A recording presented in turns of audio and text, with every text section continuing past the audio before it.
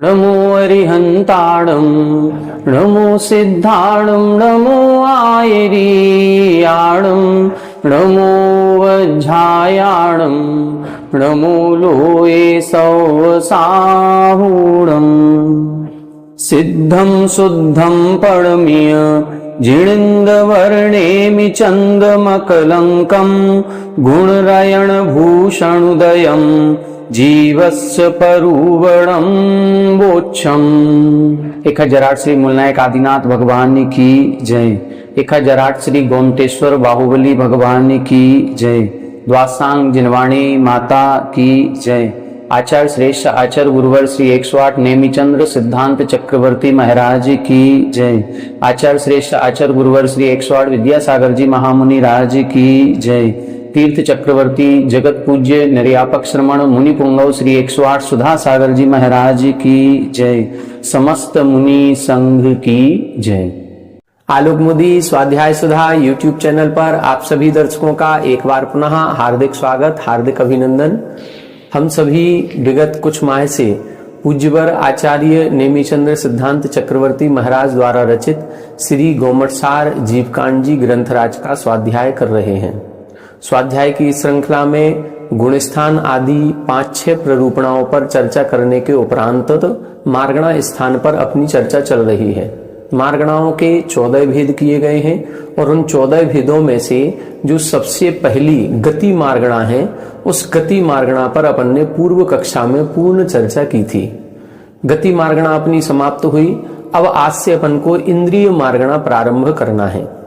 पूर्व में जो गति मार्गणा अपन ने समझी है, उस गति मार्गणा में बहुत अच्छा विवेचन अपन को सभी को पढ़ने को मिला है, जिसमें अपन ने अलौकिक गणित को भी समझा और अलौकिक गणित के साथ साथ जो जीवों की संख्या है, उस संख्या को समझने का प्रयास किया कि कौन से गति के जीव कितने ज्यादा हैं और कौन सी गति के जीव कितने कम हैं। घड़ांगुल क्या होता है, सूच्यंगुल क्या होता है, जग श्रेणी, जग प्रतर, इनका वर्गमूल, 12वां वर्गमूल, 11वां वर्गमूल, दूसरा वर्गमूल, ऐसे कई सारे शब्द ऐसे आए थे जिन शब्दों को अपन ने समझा और उनका अर्थ भी अपन ने स्पष्ट तरीके से जानने का प्रयास किया। और उस अर्थ के समझने के उपरांत उसी अर्थ के अनुसार अपन सभी ने एक अल्प बहुत्व का कल की कक्षा में एक चार्ट बनाया था, जिसमें अपन ने ये समझा था कि कौन से देव ज्यादा हैं और उनसे कौन से नारकी कम हैं, कौन से देव कम हैं। तो कम और ज्यादा जो अल्प बहुत्व होता है, इस अल्प बहुत्व को समझने का प्रयास किया था। संभवतः हम समझते हैं कि आप लोगों को समझ में आ गया होगा। नहीं आया हो तो कोई बात नहीं, ये विषय थोड़ा सा कठिन है, इसको जितना समझ में आए उतना समझने का प्रयास करें। बाकी सुने सभी, पढ़े सभी, ऐसा नहीं है कि हम किसी विषय को छोड़ दें, छोड़ना नहीं है। पूज्य गुरुवर का आदेश है कठिन विषय को कठिन मान करके पढ़ें, लेकिन पढ़ें जरूर। एक बार पढ़ने की कोशिश करें, 2 बार पढ़ने की कोशिश करें, फिर समझ में नहीं आता है तो छोड़ दें। और जब हम छोड़ेंगे तो कभी भी जब चर्चा होगी तो ये तो कहेंगे कि हाँ, गोमटसार जीवकांड जी ग्रंथ में ये विषय बहुत कठिन है। कम से कम इतना तो समझ में आएगा। फिर भी हमने कोशिश की है कि उस कठिन विषय को भी सरल बना करके आपके मन मस्तिष्क में, आपके हृदय में उसको हृदयंगम करा सकें। ये प्रयास किया है। कितना सफल हुए हैं ये तो आप सभी हमको बताएंगे कि आपको कितना समझ में आया। यदि समझ में आया है तो हमें जरूर बताएं, कमेंट बॉक्स में लिखें, हमको मैसेज से बताएं कि हाँ, ये विषय हमको बहुत अच्छी तरह से समझ में आया। और जो विषय अभी भी कठिन लग रहा हो तो आप लोग हमको कॉल करके उस विषय को समझ सकते हैं। हम और सरल तरीके से समझाने का प्रयास करेंगे। आइए देखें, अब इंद्रिय मार्गणा का वर्णन प्रारंभ हो रहा है। इंद्रियां कितनी होती हैं? इंद्रियों के बारे में अपन सभी सर्वार सिद्धि में दूसरे अध्याय में पढ़ चुके हैं। इंद्रियां 5 प्रकार की होती हैं: स्पर्शन, रसना, घ्राण, चक्षु और कर्ण। ये जो 5 इंद्रियां हैं, ये 5 इंद्रियां भी 2-2 प्रकार की होती हैं, द्रव्येंद्रिय और भावेंद्रिय। द्रव्येंद्रिय के भी 2 भेद किए जाते हैं, एक निवृत्ति, दूसरा उपकरण। इसी तरह से भावेंद्रिय के 2 भेद किए जाते हैं, एक लब्धि और एक उपयोग। तो इस प्रकार से ये भेद प्रभेदों का वर्णन यहाँ पर आएगा। दूसरी बात, कौन सी इंद्रिय से क्या काम होता है, कौन सी इंद्रिय हमें किस तरह का ज्ञान कराने में समर्थ है, ये विषय भी इसमें पढ़ने को मिलेगा। किस इंद्री का विषय क्षेत्र कितना है, हम स्पर्शन इंद्री से कितने दूर स्थित पदार्थ का स्पर्श कर सकते हैं, हम रसना इंद्री से कितने दूर पदार्थ स्थित का हम रस चख सकते हैं, कितने दूर स्थित पदार्थ को हम घ्राण इंद्री से सूंघ सकते हैं, कितने दूर की बात को हम सुन सकते हैं और कितने दूर स्थित पदार्थ को हम आसानी से देख सकते हैं।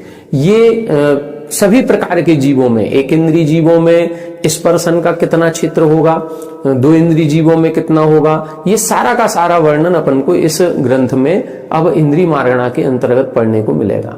इसके साथ साथ इंद्रियों की जो रचना होती है, तो इंद्रियों का आकार कितना होता है, ये वर्णन भी अपन को इसमें पढ़ने को मिलेगा। ऐसा बहुत सारा वर्णन इंद्री मार्गणा के अंतर्गत अपन सभी लोग मिलकर के पढ़ेंगे।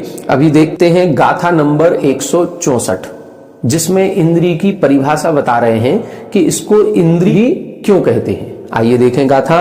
अहमिंदा जह देवा, अहमिंदा जह देवा, अविशेषम अहमहंति मन्नन्ता, अविशेषम अहमहंति मन्नन्ता, ईसन्ति एकमेकम, ईसन्ति एकमेकम, इंदा इव इंदिये जान, इंदा इव इंदिये जान। अहमिंदा जह देवा, अविशेषम अहमहंति मन्नन्ता, ईसन्ति एकमेकम, इंदा इव इंदिये जान। देखिए यहां बता रहे हैं अहमिंदा जह देवा, यहां पर इंद्रिय शब्द इंद्र से बना है। और इंद्र किसे कहते हैं, अपन सभी जानते हैं कि स्वर्गों में 16 स्वर्ग होते हैं। 16 स्वर्गों के ऊपर 9 ग्रैविक, 9 अनुदिश और 5 अनुत्तर विमान होते हैं। तो जो 16 स्वर्गों तक के देव हैं, इनको अपन कल्पवासी कहते हैं या कल्पोत्पन्न कहते हैं। और जो 16 स्वर्गों के ऊपर के देव होते हैं, उनको हम कल्पातीत कहते हैं। कल्प किसे कहते हैं, इसकी चर्चा अपन ने 4थे अध्याय में की थी। कल्प का मतलब होता है जहां पर इंद्र, सामानिक, त्रायस्त्रिंश, पारिषद, ये जो 10 भेद किए गए हैं, ये 10 भेदों की कल्पनाएं जहां पाई जाती हैं, उसको हम कल्प कहते हैं। और ये कल्प कितने होते हैं, 16 स्वर्ग या 16 कल्प होते हैं। इसीलिए इन 16 स्वर्गों में उत्पन्न देव कल्पोत्पन्न कहलाते हैं। लेकिन ये 10 प्रकार की कल्पना जहां नहीं पाई जाती है, उनको हम कल्पातीत कहते हैं।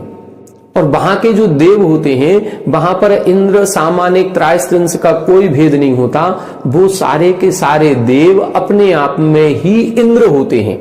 इसीलिए उनको हम अहमिंद्र कहते हैं। अहमिंद्र का मतलब क्या होता है, अहम इंद्र, मैं स्वयं इंद्र हूं। हर देव अपने आप को अहमिंद्र मानता है। और जब हर देव अपने आप को इंद्र मानेगा, तो कौन सा देव किसके ऊपर आज्ञा चलाएगा, किसी की ना आज्ञा चलती है, ना कोई किसी को आज्ञा देता है।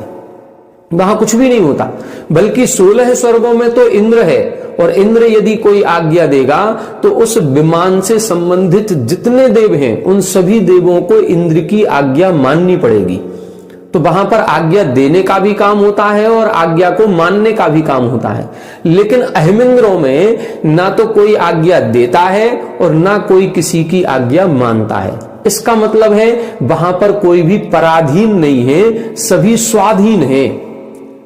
पराधीन किसे कहते हैं, जब हम किसी दूसरे की आज्ञा में चलते हैं और हमें दूसरे की आज्ञा माननी पड़ती है तो हम पराधीन हैं। हमारी इच्छा तो बैठने की हो रही है और आज्ञा मिली है कि खड़े रहो, तो हमको खड़ा रहना पड़ेगा। तो ये क्या हो गया, हम पराधीन हो गए, स्वाधीन नहीं रहे। लेकिन जितने 9 ग्रैविक, अनुदेश, अनुत्तर आदि विमानों के जो देव हैं, ये पराधीन नहीं होते हैं, ये स्वाधीन होते हैं, इसीलिए अहमिंद्र कहलाते हैं। तो यहां पर उदाहरण उन्हीं अहमिंद्रों का दे रहे हैं। क्या दे रहे हैं, अहमिंदा जह देवा, जो अहमिंद्र देव होते हैं, जैसे अविशेषम अहम अहम इति मन्नन्ता, जैसे वो अहमिंद्र देव हैं और अहमिंद्र देव अहम अहम इति मन्नन्ता, मैं स्वयं इंद्र हूं, ऐसा मानते हैं। और अविशेष मतलब विशेषता से रहित हैं, जहां पर इंद्र, सामानिक आदि की कोई विशेषता नहीं होती, जहां पराधीनता नहीं होती, जहां पर स्वामी और भृत्य का भेद नहीं होता, जहां पर एक इंद्र होगा और वो आज्ञा देगा, दूसरे को आज्ञा माननी पड़ेगी, इसका मतलब हम मालिक हैं। उस स्वर्ग का जो मालिक होता है उसको इंद्र कहते हैं। और यहां पर कोई मालिक का भाव नहीं है कि ये मालिक हैं और हम इनके नौकर हैं। वहां पर तो किलविसिक जाति के देव हैं, आभियोग्य जाति के देव हैं, तो ये आभियोग्य जाति के देव दासी दास के समान होते हैं और इंद्र उनका मालिक जैसा होता है। तो इस प्रकार से वहां विशेषता पाई जाती है इंद्र, सामानिक आदि 10 प्रकार से। लेकिन जहां पर विशेषता से रहित हैं और स्वयं को ही अहमिंद्र मानते हैं, तो जिस प्रकार से वो अहमिंद्र देव हैं, ठीक उसी प्रकार से ईसंती एक में कम इंदा इव इंदिये जान। इसीलिए इंद्र के समान ये इंद्रियां होती हैं। ये इंद्रियां भी पराधीन नहीं है, ये स्वाधीन होती हैं और अपने अपने विषय का ज्ञान करने में स्वतंत्र होती हैं। ऐसा नहीं है कि आंख को देखना है तो कान से पूछना पड़े कि हम देखें कि नहीं देखें, कि कान को सुनना है तो वो आंख से पूछे कि हम सुने कि नहीं सुने। नहीं, ये किसी के भी आधीन नहीं है, पराधीन नहीं है, ये स्वतंत्र होती हैं, स्वाधीन होती हैं और अपना अपना विषय करने में बिल्कुल स्वतंत्र हैं। इसीलिए इनको अपन इंदा इव इंद्रिय जाने, इंद्र के समान होने से इंद्रिय कहा गया है। एक एक इंद्रिय, एक एक लिखा है, एक एक इंद्रिय ईसंती। ईसंती का मतलब अपने आप को ईश मानती है, मालिक मानती है। ये किसी से दबी हुई नहीं है, कोई भी इनके ऊपर ऑर्डर नहीं चला सकता। ये स्वतंत्र है अपना विषय जानने में, एक दूसरे के विषय क्षेत्र का अतिक्रमण भी नहीं करती हैं।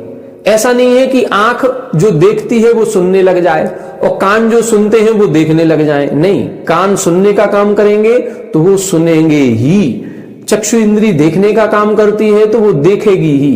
एक दूसरे के विषय क्षेत्र का ना तो अतिक्रमण करेंगे, ना ही ये अन्य किसी इंद्री में व्यवधान उत्पन्न करते हैं। इसीलिए इनको इंद्र समान होने से इंद्रिय कहा जाता है। ठीक है, ये इसमें परिभाषा इधर उन्होंने बताई। अब बता रहे हैं इंद्रियां उत्पन्न कैसे होती हैं और इंद्रियों के भेद कितने हैं।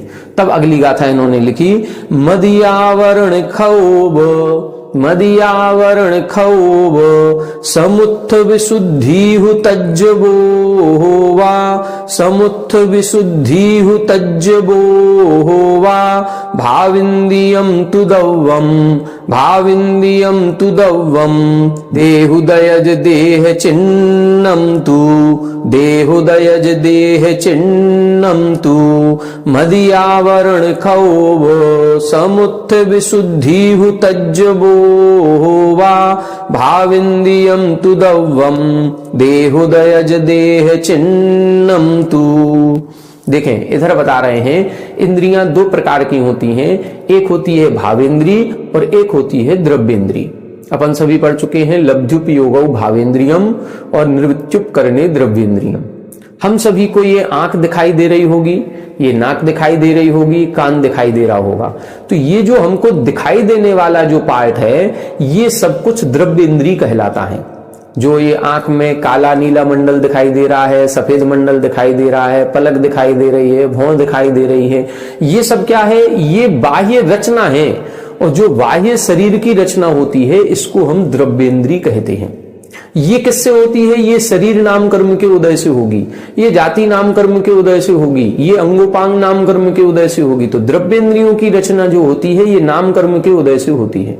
भावेंद्री किसे कहते हैं? भावेंद्री का मतलब है ये जो रचना हुई है, ये जो आंख बनी है, इस आंख में जानने की शक्ति कितनी है। कर्णेंद्री जो बनी है, इसमें सुनने की शक्ति कितनी है। घ्राण इंद्री में सूंघने की शक्ति कितनी है। वो ज्ञान प्राप्त करने की जो शक्ति है, उसको हम बोलते हैं भावेंद्री। और जब ज्ञान प्राप्त करने की शक्ति को भावेंद्री कहेंगे, तो ये किस कर्म के कारण से होगी? ये ज्ञानावरण कर्म के क्षयोपशम से होगी। और ज्ञानावरण कर्म का क्षयोपशम कौन सा लगाएंगे? मतिक ज्ञानावरण कर्म का क्षयोपशम। क्योंकि मतिक ज्ञान की परिभाषा अपन ने पढ़ी है, तदिंद्रिया निंद्रिय निमित्तम। मतिक ज्ञान ही ऐसा है जो इंद्रिय और अनिंद्रियों की सहायता से उत्पन्न होता है।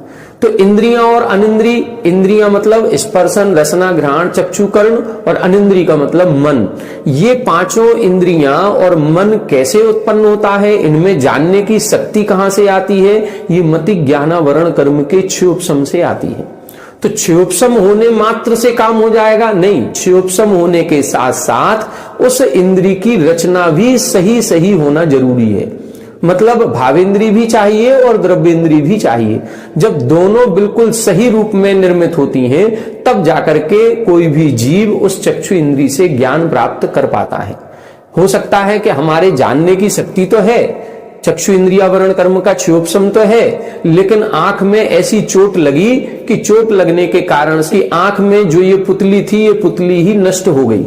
ये पुद्गल स्कंद जो था वो खराब हो गया। तो अब उस पुद्गल स्कंद के खराब हो जाने से जो आत्मा में शक्ति थी वो आत्मा की शक्ति प्रकट नहीं हो पा रही है। तो द्रव्येंद्री की रचना खराब हो गई है। यदि कहीं कोई व्यक्ति एक आंख से काना है, एक आंख उसकी नहीं है, एक आंख सही है, तो इसको हम क्या कहेंगे? इसको क्या हम ये कहेंगे कि इसके चक्षु इंद्रियावरण कर्म का क्षयोपशम नहीं है? नहीं, चक्षु इंद्रियावरण कर्म का क्षयोपशम है।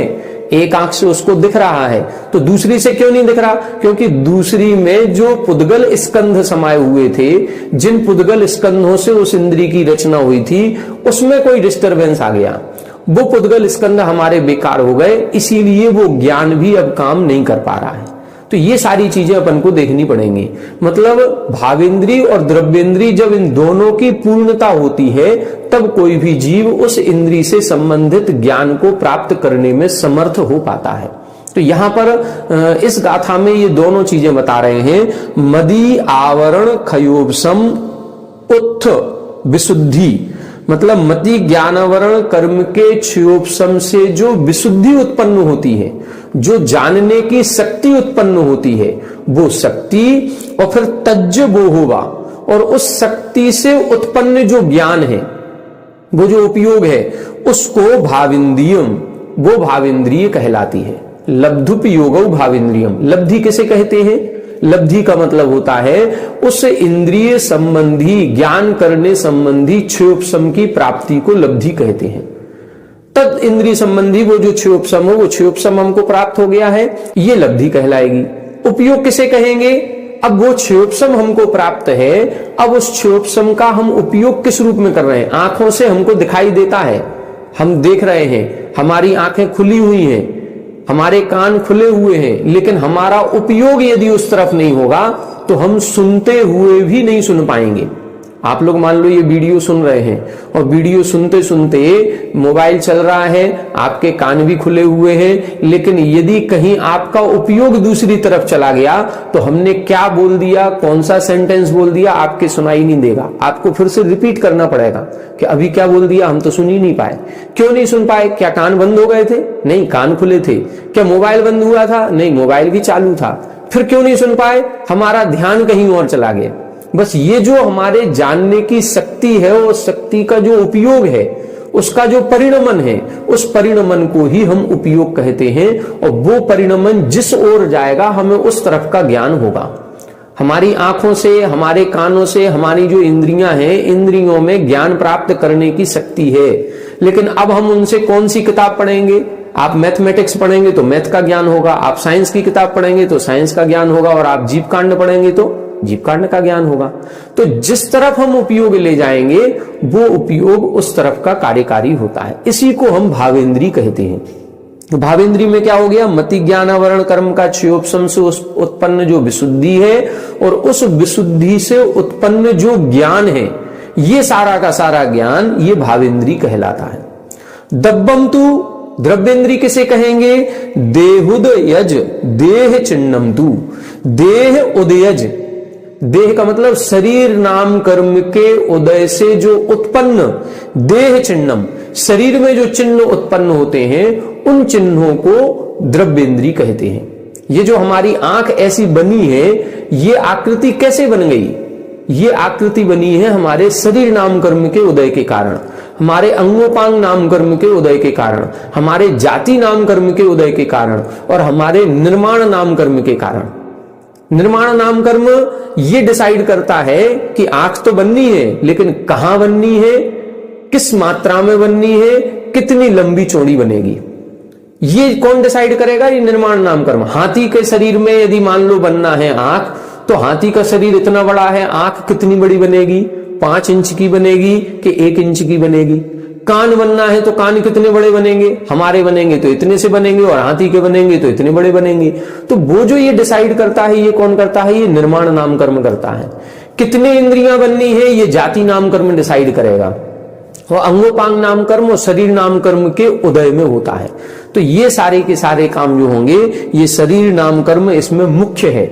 शरीर नाम कर्म और अंगोपांग नाम कर्म मुख्य है, साथ में फिर जाति नाम कर्म और निर्माण नाम कर्म की सहायता होती है। तब जाकर के जो ये चिन्ह हमारे प्रकट होते हैं इनको हम इंद्रियां कहते हैं। ये घ्राण इंद्री हो गई, ये हमारी रसना इंद्री हो गई, ये कर्ण इंद्री हो गई, ये चक्षु इंद्री हो गई, और ये पूरा शरीर में जो इंद्री बनी है जानने की शक्ति है ये स्पर्शन इंद्री है। तो ये जो जानने के चिन्ह हैं जो शरीर नाम कर्म के उदय से हैं उनको द्रव्य इंद्री कहेंगे, और जानने की जो शक्ति है उसको हम भाव इंद्री कहते हैं, और उस शक्ति से उत्पन्न हुआ ज्ञान भी भाव इंद्री कहलाता है। अब इंद्रियों के और अन्य प्रकार से भेद बता रहे हैं। देखें, फास रस गंध रूवे, फास रस गंध रूवे, सद्देणाणं च चिन्नयं जेसिम, सद्देणाणं च चिन्नयं जेसिम, इगिविति चदुपंचिंदिय, इगिविति चदुपंचिंदिय, जीवाणीय भेय भिन्नाओ, जीवाणीय भेय भिन्नाओ, फास रस गंध रूवे, सद्देणाणं च चिन्नयं जेसिम, इगिविति चदुपंचिंदिय, जीवाणीय भेय भिन्नाओ।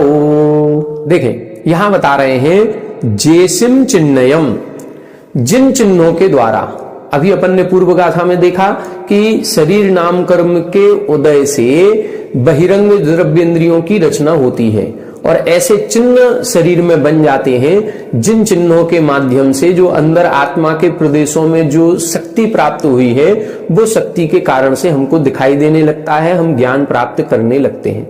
वास्तविकता में ये कहा जाता है नैनों से दीखे जगत, नैना देखे नाही। क्या लिखा?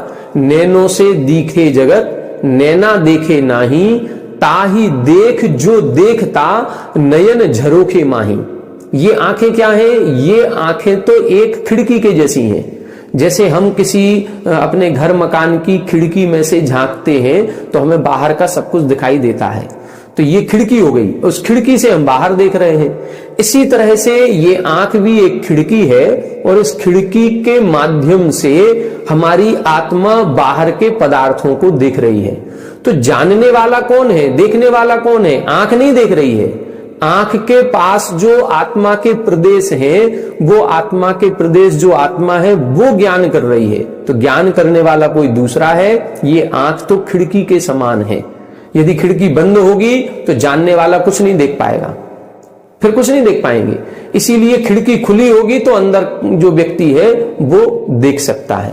यहां पर भी यही बता रहे हैं, जेसिम चिन्हयम, जिन चिन्हों के द्वारा, कान का एक चिन्ह बन गया, नाक का एक चिन्ह बन गया, आंख का एक चिन्ह बन गया, इन चिन्हों के द्वारा जब फास यानी स्पर्श, रस, रसना के द्वारा जो रस चखा जाता है रस, गंध यानी सुगंध दुर्गंध का, रूप जो काला नीला पीला रूप है उस रूप का, और सद्दे शब्द में या शब्द का जो हम शब्द बोल रहे हैं उन शब्दों का णाणम ज्ञान प्राप्त होता है।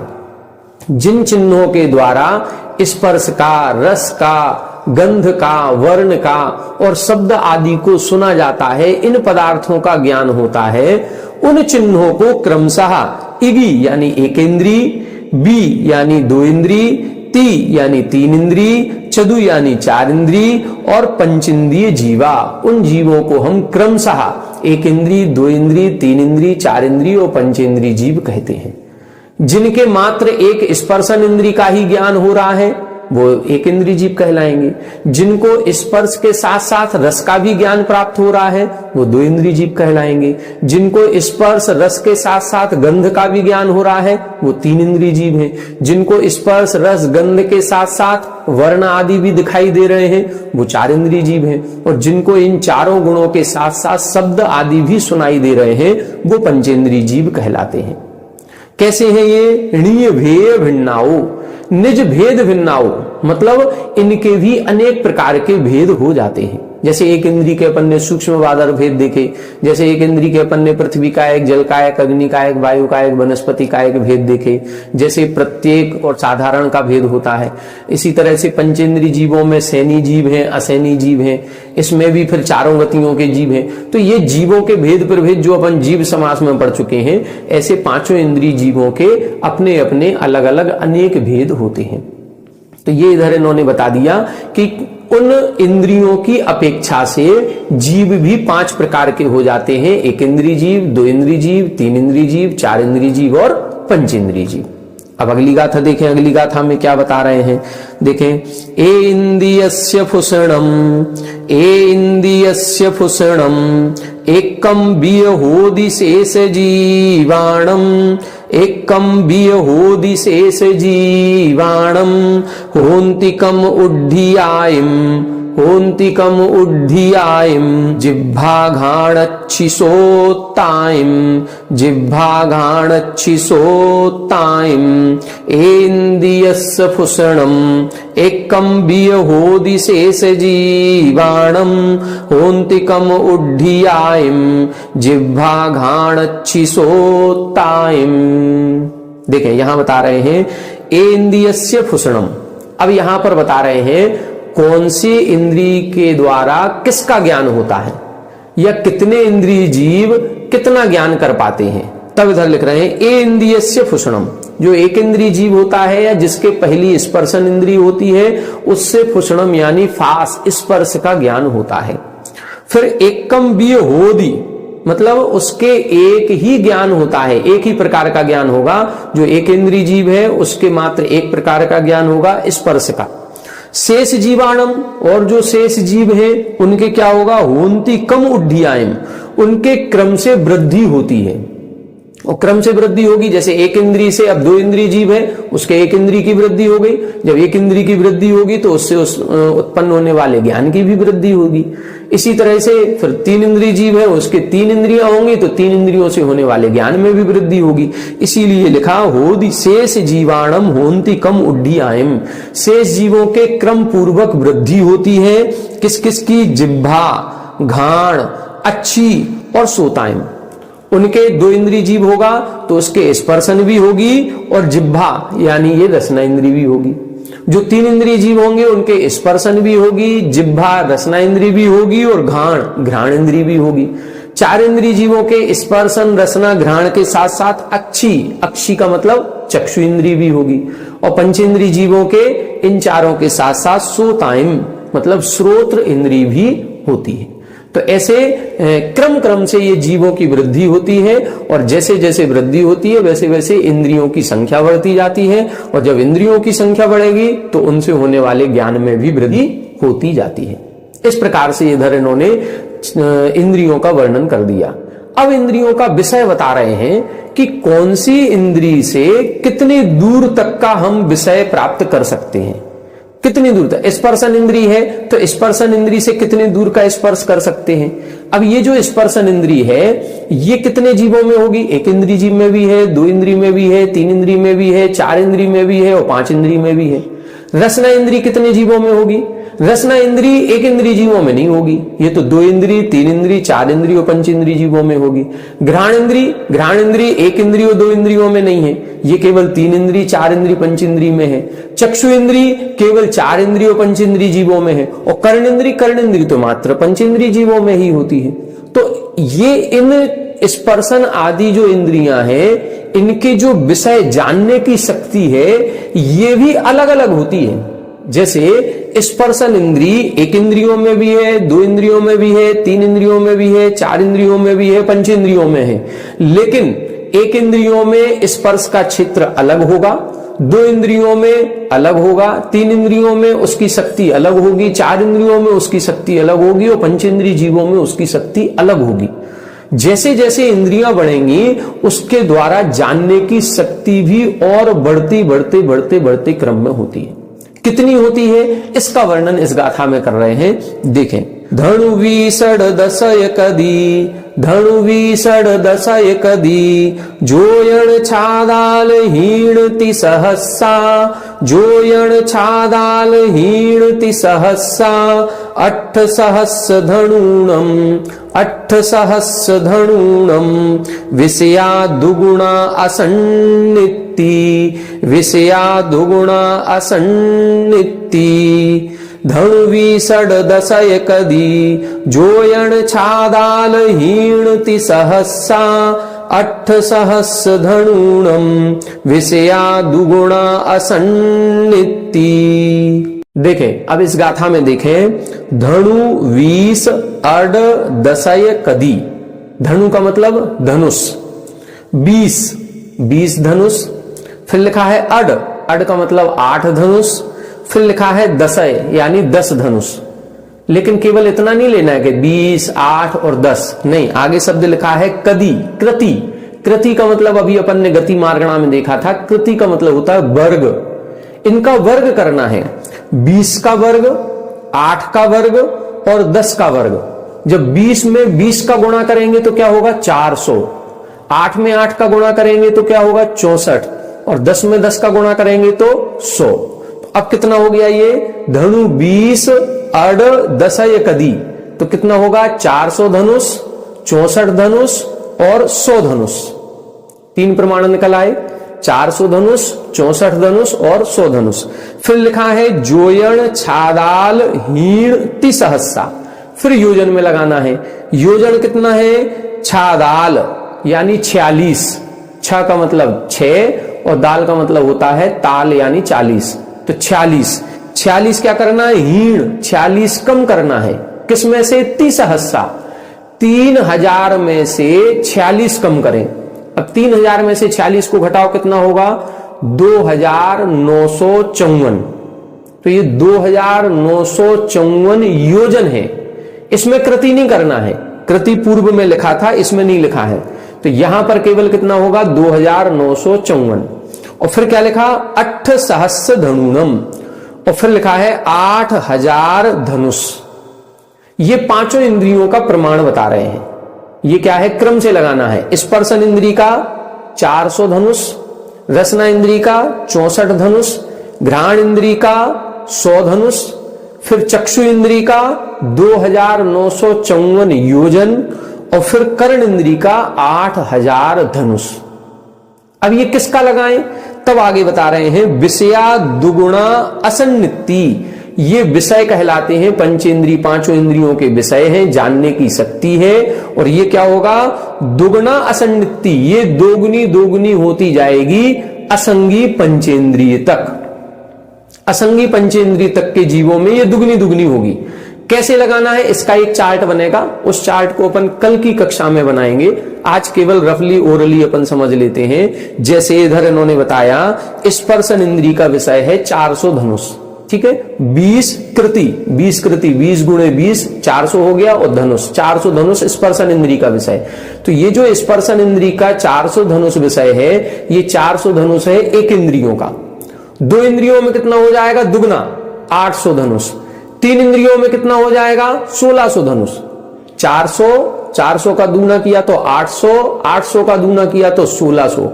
अब 4 इंद्रियों में कितना होगा, 3200। और फिर पंचेंद्रिय असंगी पंचेंद्रियों में 6400 धनुष हो जाएगा। असंगी पंचेंद्रिय तक लगाना है, संगी पंचेंद्रिय का वर्णन आगे आने वाली गाथा में करेंगे। तो असंगी पंचेंद्रिय तक ये कितना हो गया, 400 धनुष, 800 धनुष, 1600 धनुष, 3200 धनुष और 6400 धनुष। ये पांचों इंद्रियों का विषय क्षेत्र कहलाएगा। देखो, इंद्रिय वही है, लेकिन उसका विषय अलग अलग इंद्रिय जीवों की अपेक्षा बढ़ता गया। एक इंद्रिय जीव है तो मात्र 400 धनुष तक की बात को जान सकता है स्पर्श करके, लेकिन 2 इंद्रिय जीव है तो उसके भी स्पर्शन इंद्रिय है, लेकिन 2 इंद्रिय आने से अब उसका बल बढ़ जाएगा, उसके ज्ञान का क्षयोपशम बढ़ेगा। वो 400 की जगह 800 धनुष की बात को भी स्पर्श करके पदार्थ को जान सकता है। तो ऐसे दुगना लगाना है। अब रसना इंद्रिय को देखें, रसना इंद्रिय का क्या लिखा था, अड कृति यानी 8 का वर्ग करना है, तो 64। तो ये 64 किसके होगा, 2 इंद्रियों के। एक इंद्रियों के तो रसना इंद्रिय होती नहीं है, तो 2 इंद्रियों के 64, तो 3 इंद्रियों के 128 धनुष, फिर 4 इंद्रियों के 256 धनुष, और फिर असंगी पंचेंद्रिय के 512 धनुष। ये 2 इंद्रिय का विषय क्षेत्र। तीन इंद्रियों में कैसा लगाएंगे घ्राण इंद्री का? घ्राण इंद्री का बनेगा दशयकदी यानी 100 धनुष। अब 100 धनुष घ्राण इंद्री का विषय है, तो तीन इंद्री जीव के ही घ्राण इंद्री प्रारंभ होगी। तो तीन इंद्रियों में 100 धनुष, चार इंद्रियों में 200 धनुष और असंगी पंचेंद्री में 400 धनुष। 100, 200, 400 ऐसे डबल करना है। फिर कितना लिखा था चक्षु इंद्री का? चक्षु इंद्री का लिखा था 2954। तो चार इंद्री जीवों में ही होगा, एक इंद्री, दो इंद्री, तीन इंद्रियों में तो चक्षु इंद्री होती नहीं है। तो चक्षु इंद्री चार इंद्री जीवों में, तो चार इंद्री जीवों में 2954 योजन होगा। तो असंगी पंचेंद्रियों में भी वही विषय, फिर 5908 योजन हो जाएगा। और फिर कर्ण इंद्री का विषय कितना है? कर्ण इंद्री का 8000 धनुष है। तो कर्ण इंद्री तो केवल पंचेंद्रियों में होती है, अब पंचेंद्री से आगे कोई जीव होते नहीं है, इसीलिए इसको डबल नहीं करना है, ये 8000 धनुष ही होगी। तो इस प्रकार से ये इंद्रियों का विषय इन्होंने बताया है। इसको अपन कल की कक्षा जब पढ़ेंगे तो इसको चार्ट बना करके पढ़ेंगे, और फिर असंगी पंचेंद्री के बाद संगी पंचेंद्रियों में इनका विषय कितना कितना होता है, इसको भी पढ़ने का प्रयास करेंगे। आगे की कक्षा में आगे के विषय को देखेंगे। आज की कक्षा में अपना समय हो गया। आप सभी हमारे साथ बने रहें। सभी को जय जय।